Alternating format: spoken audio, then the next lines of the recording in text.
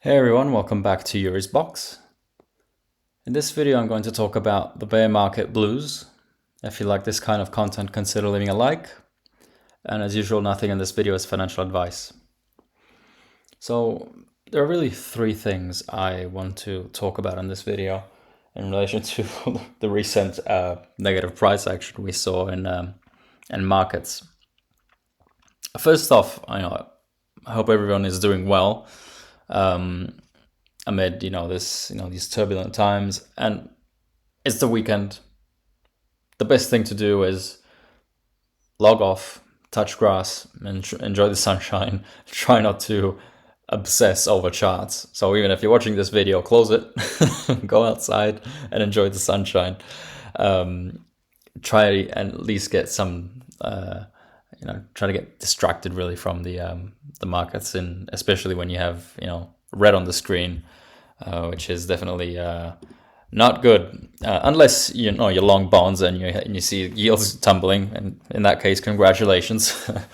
But there are really three things I want to talk about in this video. Point number one, we saw something weird happen as we moved into the close, especially on bonds. Really, yields ticked higher by really 8 or 9 basis points, at least on the 30-year yield. We saw something even more dramatic, if you want to, call it that. On the 2-year, we were below 350 at a certain point of the day, and we closed relatively, lower by 5 basis points. But again, we saw definitely some selling in bonds. And there are really two things I want to point out. Point number one, we had Powell speak yesterday.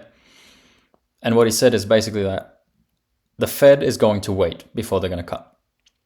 All right, so this caused some rejiggering in the rate cut expectations. All right. And there is good reason for that, I think, at this point. Before the tariff announcement, the Fed, and I spoke about this, the Fed was kind of in a bind, and they were trying to make the best out of a fairly complicated situation, because you had the administration pressuring them to cut rates, and you had the administration push some tariff rhetoric. Again, April 2nd still hasn't happened at this point. So you have some of the uncertainty being fed into the system, and you have some initial form of fiscal tightening pop up in markets, in the economy. So the Fed was kind of damned if they do and damned if they don't. If they cut, and maybe they cut too early, that would have been one of the narratives. They would have been to blame for resurgence in inflation. But if they didn't cut, Trump could have blamed them for any pain in the economy. However, in my opinion, things have flipped after the tariff announcement, because everything is on Trump now.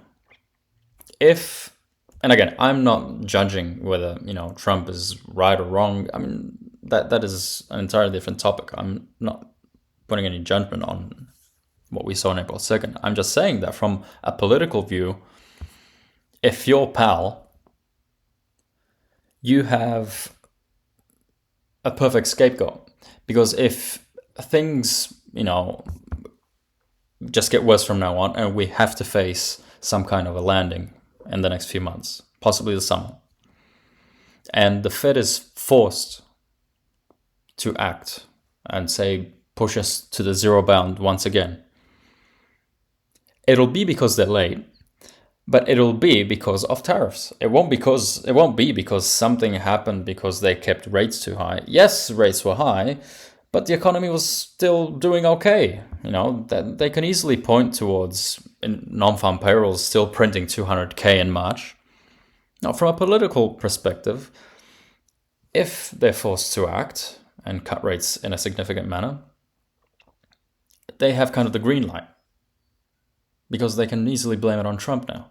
There's no longer any kind of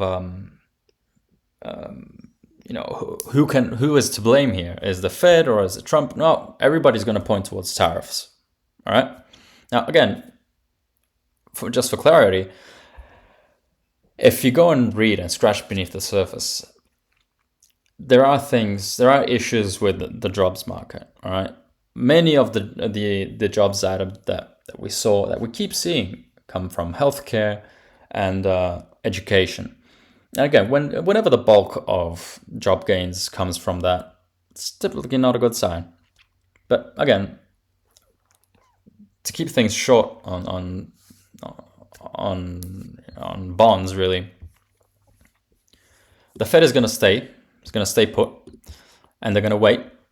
And they're going to wait for something to break. Meaning, the moment they start seeing non-farm payrolls print below 50K, potentially negative, and the moment you start seeing the unemployment rate tick up, they're going to come out and cut significantly. And at that point, it will be too late. And I think that, you would have to start talking about the zero bound at that point, in my opinion. But again, that's a topic for another video. So really, some of this came on the back of Powell reiterating that the Fed is in absolutely no rush. And this got reflected especially on the 2-year yield, because really the 2-year yield is a reflection of the market's way of interpreting where interest rate policy will be set. There is a fairly nice correlation between the 2-year yield and Fed funds rate. Anything further out is really just growth and inflation expectations. You did see a sell-off even on the long end. But this leads me to my second opinion to why we saw some of the sell-off in bonds. And it's similar to what we saw in gold, honestly. I wouldn't read too much into it just yet. I wouldn't paint any, dramatic conclusion from kind of the sell-off that we saw at the end of the day in bonds and what we've been seeing in gold. What I'd point towards is something very simple. Imagine you're someone that has gold in their portfolio or bonds in their portfolio, and most likely you're exposed to stocks. In such a portfolio, the only thing that's been working in the last month and a half is precisely gold and bonds. You've been getting hammered, right? Just look at the NASDAQ.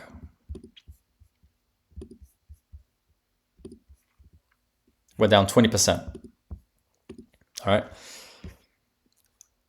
And on the same time frame, bonds ever since February 18th, right here, bonds are up, at least on TLT, about 7%, 8% if you count the wick. So the only way you're going to raise fresh capital in the face of this right here is by selling your winners. When we've seen that in gold, and we saw it yesterday in bonds potentially. So I wouldn't be too dramatic. I wouldn't read into, again, I wouldn't be too dramatic. I would enjoy the gains that gold has been giving you, and as the protection that bonds have been giving you. As far as further price action is concerned, we really have to wait for the weekend.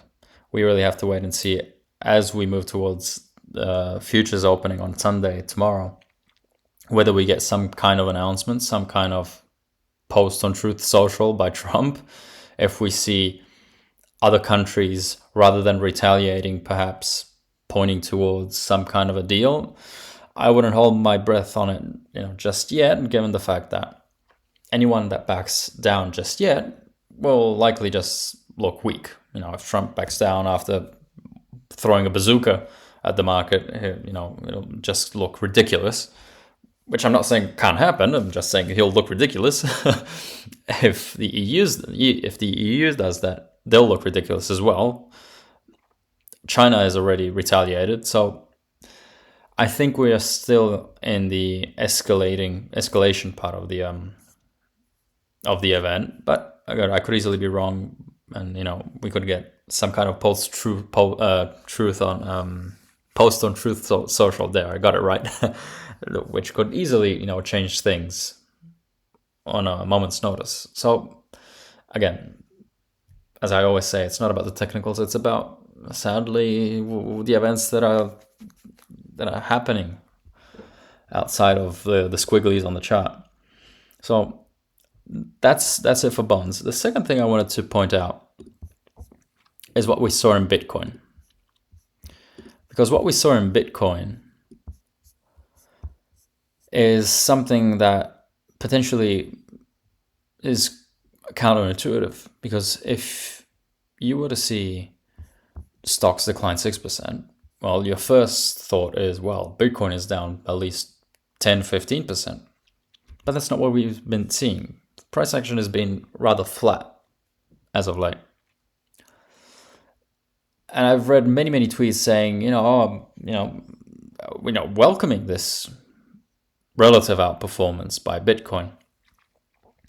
But this really brought me back to Bear Market University and the class of 2022. Because in 2022, looking at the weekly, from the beginning of the turmoil on January 3rd, all right, from kind of the end of what was the first initial part of the bear market rally that we saw in equities, and I'll be generous here, Bitcoin from the week of January 3rd till the week of March 21st was up 15%. All right. And this was, keep in mind, the Fed had just started hiking rates. The Fed, we had the Ukraine war start. And in the face of that, we had Bitcoin be up about 15%. All right. On the same time frame, the S&P 500 from the top on January 3rd till, get these ads out of the way, the week of March 21st was down 5.8%. And if you want to point out at the peak, stocks were down 3.7%. Right here at March 28th. And from the low point of January 3rd to the peak of March 28th, Bitcoin was up 20%. All right. So I wouldn't get too enthusiastic just yet about Bitcoin, because this isn't something new. Bitcoin usually, it has the habit of either leading or it's either lagging by a lot. All right. It kind of sticks there. It kind of gives you the illusion that everything's doing okay. And then it just rolls over like we saw in 2022.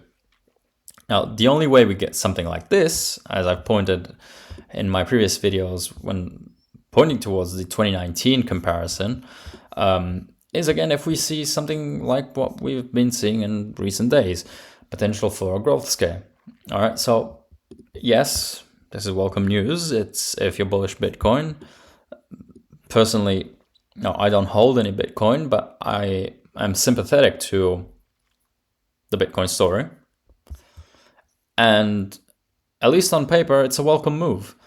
But I wouldn't get too giddy about it just yet, because if you look at history, Bitcoin kind of has a history of doing exactly this.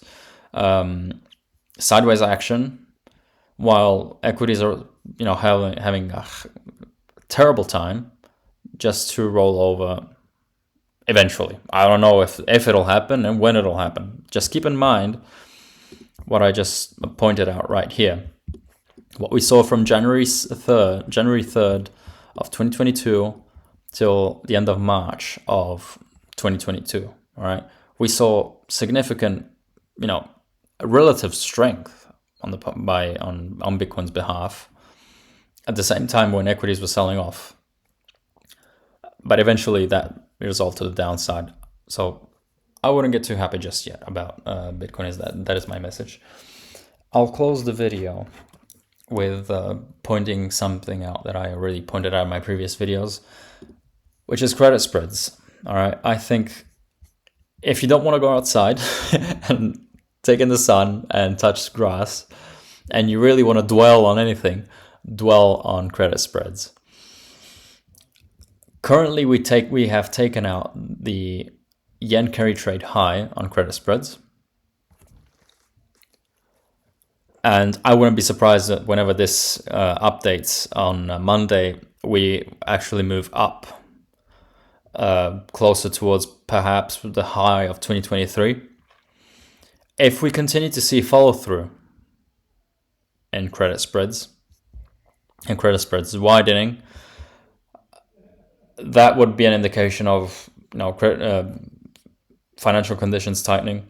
And it could also be an indication that, things, this is it, as Jeremy Irons says in Margin Call. Rather, maybe not it, but something, something worth paying attention to. And it's not just, in relation to the stock sell-off. Perhaps it is spilling over in something else, all right? So keep an eye on credit spreads. I think this is the one thing you have to keep an eye on in the following days and weeks. If you continue to see follow through, the odds of something breaking or have something actually that already got broken increase.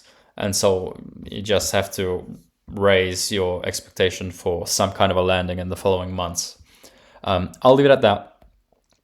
Again, I hope you can kind of find a way to get distracted out of all of this. It's not a pretty picture, and also, one of the things that kind of adds salt to the wound is the fact that it happened so quick. But then again, that's usually how these things evolve. We all think we can time the market, but that's not usually how it goes. That's why hedges like TLT, now that bonds actually do have a significant yield, especially on the long end, they're doing their job. So far, so good on bonds. I wouldn't get too worried about the sell-off that we saw at the end of the day. Again, keep in mind, bonds and gold are the only things that have been working for a month and a half. At a time where you've seen stocks absolutely get hammered, whether it be, value stocks, growth stocks, small caps, everything has been getting wiped out, right?